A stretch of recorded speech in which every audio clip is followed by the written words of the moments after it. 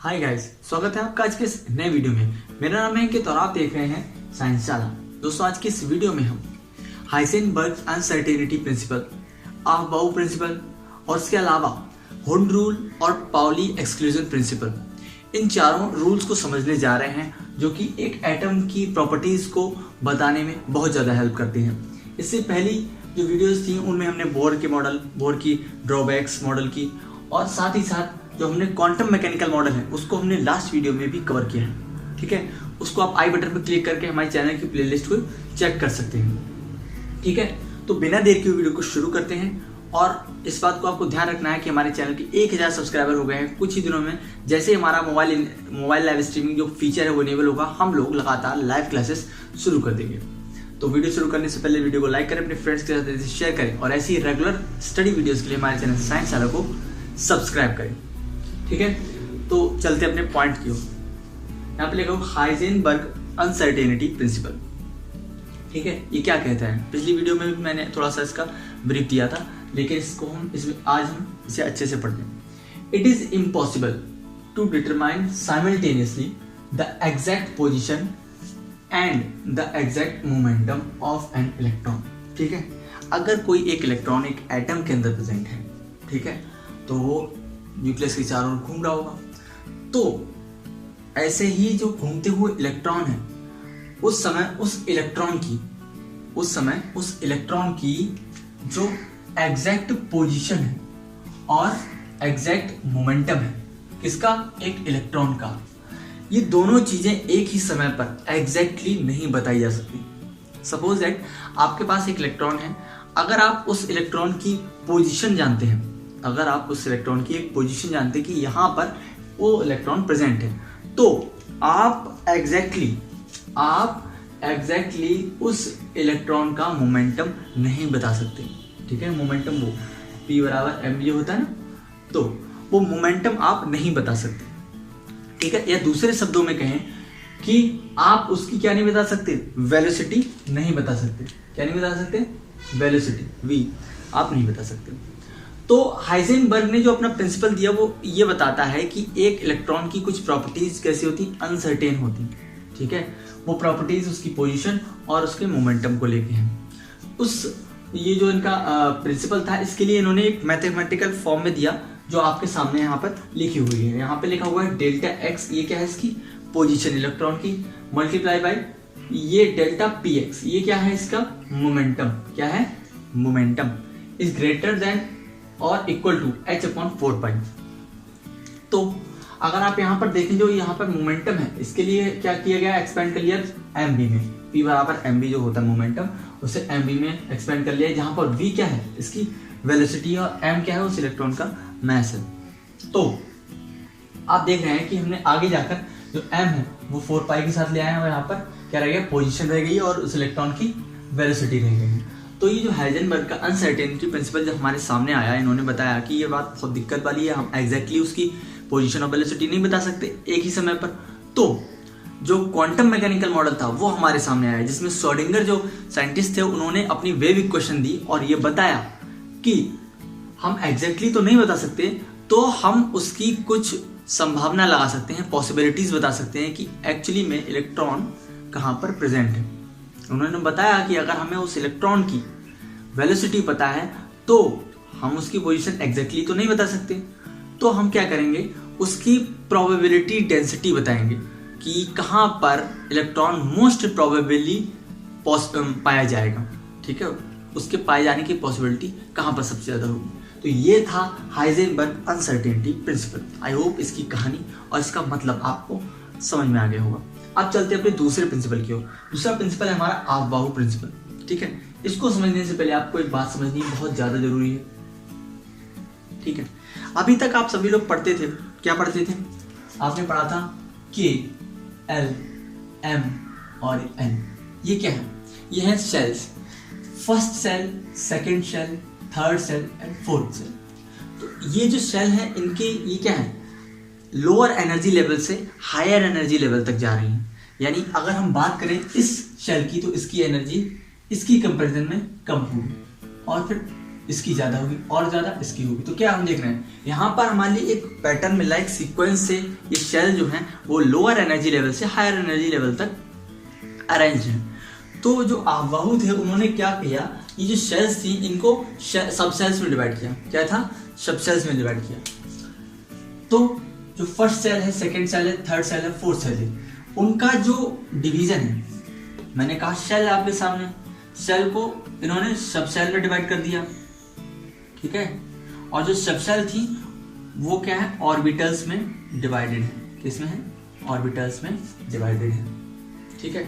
Shell कौन कौन सी हमारे सामने? के, एल, एम एंड एन। और हमारे पास सब सेल कौन सी है? S, P, D and F, ठीक है। S, P, D, F. और जो ऑर्बिटल आते हैं वो इन सब सेल्स में प्रेजेंट रहते हैं, उनका डिवीजन रहता है। कैसे होता है अभी समझते हैं। तो आपको देखना है कि जो आप अपनी बुक्स में बना हुआ देखते हैं, ये 1s, 2s, 2p, 3s, 3p, 4s, ये सब बना हुआ देखते हैं। और हमारा इलेक्ट्रॉन जो हमारा तीर है यहाँ पे साइन बना हुआ है, ये 1s से शुरू होता है, फिर 2s में प्रेजेंट मतलब एंटर होता है, फिर 2p, फिर 3s, फिर 3p, फिर 4s, फिर 3d, 4p, 5s। ये क्या है? ये बताता है उस ऑर्डर को जिस ऑर्डर में हम अपनी इलेक्ट्रॉनिक कॉन्फ़िगरेशन लिखेंगे या उन सेल्स को डिवाइड करेंगे from lower energy level to higher energy level. यही बात इस प्रिंसिपल में लिखी गई है। देखिए, in the ground state of the atoms, यानी उस एटम की ground state, the orbitals are filled in the order of their increasing energy, ठीक है। तो क्या होगा, ये सारे क्या है, ऑर्बिटल्स हैं सब सेल्स की। और इसमें हम क्या देख रहे हैं, इलेक्ट्रॉन की फिलिंग करनी है। तो इलेक्ट्रॉन की जो फिलिंग होगी वो ऐसा नहीं है कि पहले 2p में हो जाए फिर 2s में हो, नहीं, उनकी जो इलेक्ट्रॉन्स की फिलिंग होनी है, ठीक है, 1s में होगी, फिर 2s में होगी, फिर 2p में होगी, फिर 3s में होगी, फिर 3p में होगी, फिर 4s में होगी। तो ये जो आपके सामने बना हुआ है ये इस बात की जानकारी देता है कि सबसे पहले इलेक्ट्रॉन की फिलिंग कौन से ऑर्बिटल में होगी, फिर उसके बाद कौन से में होगी, फिर उसके बाद कौन से में होगी। तो ये जो अरेंजमेंट है ये इस तरीके का है, 1s, 2s, 2p, 3s, 3p, 4s, 3d। तो ये क्या है, जो अरेंजमेंट है ये इंक्रीजिंग एनर्जीज में है, ठीक है। अगर आप कंपैरिजन करें कि 2s ऑर्बिटल और 2p ऑर्बिटल, किस ऑर्बिटल की एनर्जी ज़्यादा है, तो आप बताएंगे 2p ऑर्बिटल की एनर्जी ज़्यादा है, उससे ज़्यादा 3s की है, उससे ज़्यादा 3p की है, उससे ज़्यादा 4s की है। तो यहाँ पे जो ऑर्बिटल्स हमारे सामने लिखे हुए हैं इनकी ये एनर्जी के हिसाब से अरेंज किए गए हैं और इसी हिसाब से इनमें इलेक्ट्रॉन की फिलिंग्स की जाती हैं। तो फिलिंग का मतलब क्या है, फिलिंग कैसे होगी, तो वो आपके लिए ध्यान रखना है कि हमारे सामने क्या है, S है, P है, D है एंड F है। तो जो S सबशेल है उसमें मैक्सिमम 2 इलेक्ट्रॉन की फिलिंग हो सकती है, P में मैक्सिमम 6 इलेक्ट्रॉन आ सकते हैं और D में मैक्सिमम 10 इलेक्ट्रॉन आ सकते हैं और F में इसी तरीके से 14 इलेक्ट्रॉन आ सकते हैं, ठीक है। अगर हम S सबसेल की बात करें तो S सबसेल्स को मैंने आपको बताया सेल्स डिवाइड होती हैं सब सेल में और सब सेल डिवाइडेड होती हैं ऑर्बिटल्स में। तो S सबसेल में एक ऑर्बिटल प्रेजेंट होता है, P सबसेल में 3 ऑर्बिटल प्रेजेंट होते हैं और D में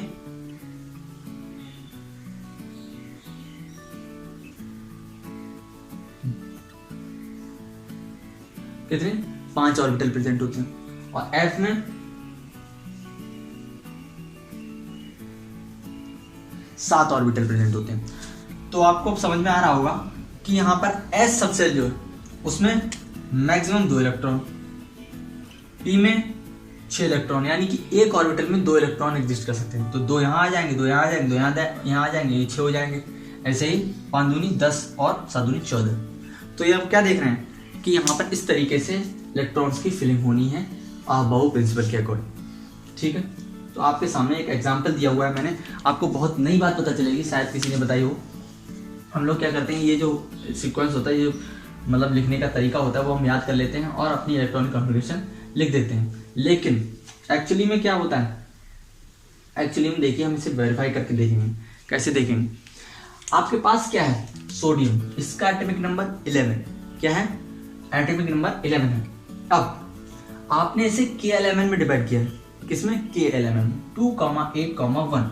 इसका मतलब फर्स्ट सेल में 2 इलेक्ट्रॉन, सेकंड सेल में 8 इलेक्ट्रॉन और थर्ड सेल में 1 इलेक्ट्रॉन। अब हम इसे अबाउ प्रिंसिपल के अकॉर्डिंग लिख लेते हैं हमारे इंक्रीजिंग एनर्जी ऑर्बिटल में।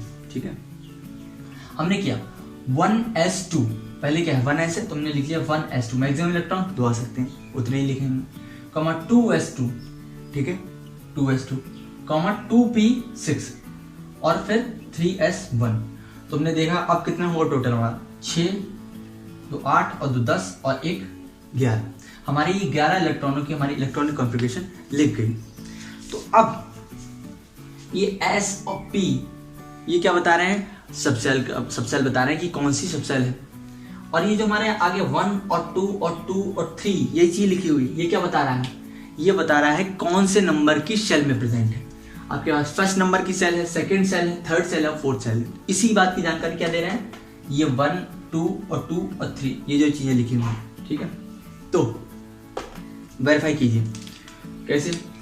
आप देख रहे हैं फर्स्ट सेल में 2 इलेक्ट्रॉन प्रेजेंट होने, तो फर्स्ट सेल ये रही है हमारी, और कहीं है और कहीं नहीं है, केवल यहीं पे है। तो हम क्या देख रहे हैं, इसमें कितने इलेक्ट्रॉन, 2 इलेक्ट्रॉन। बात वेरीफाई हो गई, हो गई। अब हम आते हैं सेकंड नंबर की सेल। सेकंड नंबर की सेल में कितने इलेक्ट्रॉन, 8 इलेक्ट्रॉन करने वाले, 8 इलेक्ट्रॉन। देखिए ये क्या है, 2 और 2। सेकंड सेल किस में डिवाइडेड है, 2s में और 2p में डिवाइडेड है। तो यहाँ पे इलेक्ट्रॉन कितने हो गए, 6 और 2 8। ठीक है, तो हमने क्या किया, वेरीफाई कर लिया। सेकंड सेल में कितने आ रहे हैं, 8 इलेक्ट्रॉन आ रहे हैं। अब थर्ड सेल है ना, एल सेल, देख रहे हैं एम सेल, तो इसमें 1 इलेक्ट्रॉन आना है। तो हमारे पास 3 कहाँ लिखा हुआ है, यहाँ लिखा हुआ है, यानी ये थर्ड सेल में डिवाइडेड है। ठीक है, ये थर्ड सेल से बिलोंग करता होगा। तो यहाँ पर कितने इलेक्ट्रॉन आ रहे हैं, 1 इलेक्ट्रॉन आ रहा है।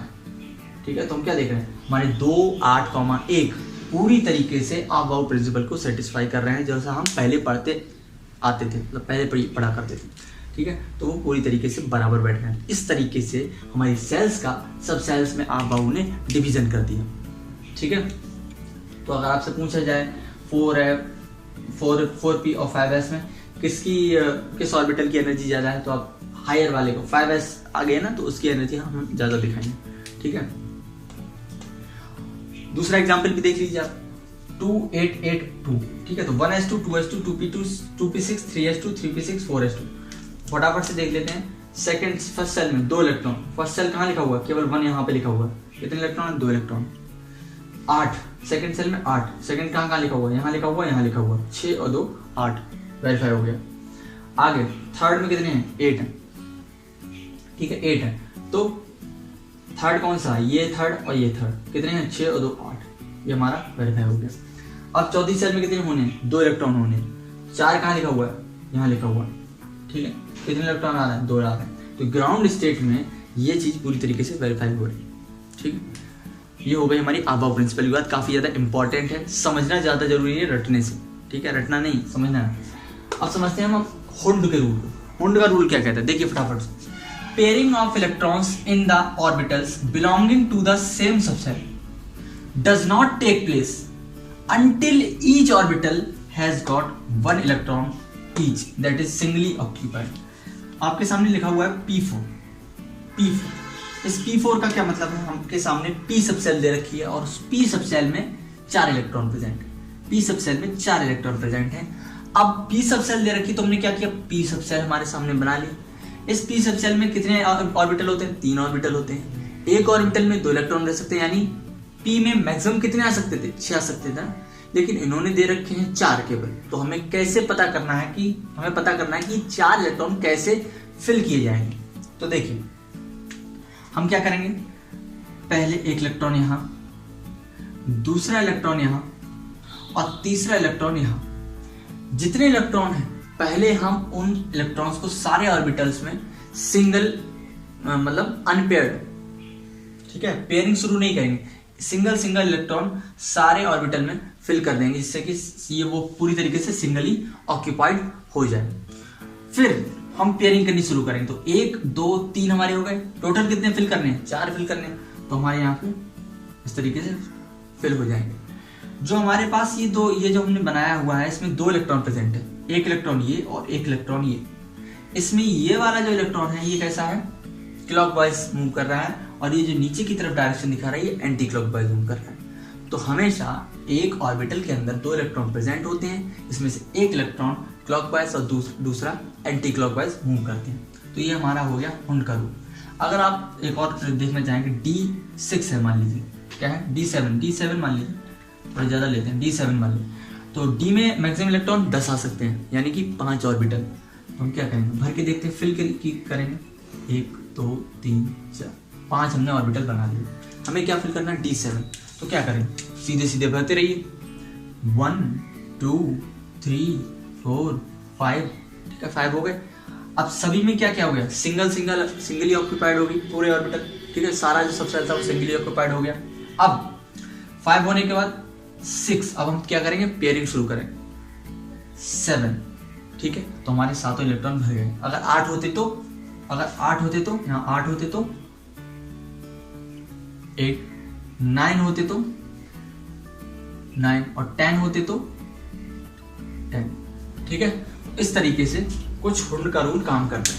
लास्ट रूल हमारा आता है पाउली एक्सक्लूजन प्रिंसिपल। ये क्या कहता है, number of no electrons in the atom can have the same